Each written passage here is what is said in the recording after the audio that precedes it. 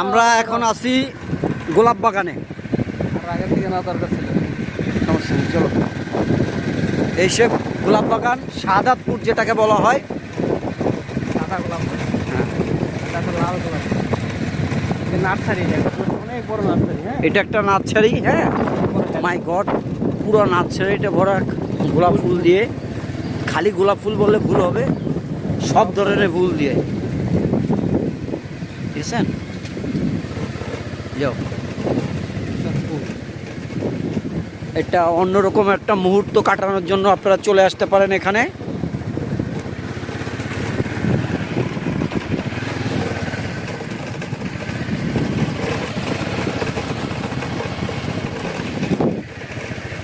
সেই সুন্দর মুহূর্ত, সেই সুন্দর পরিবেশ।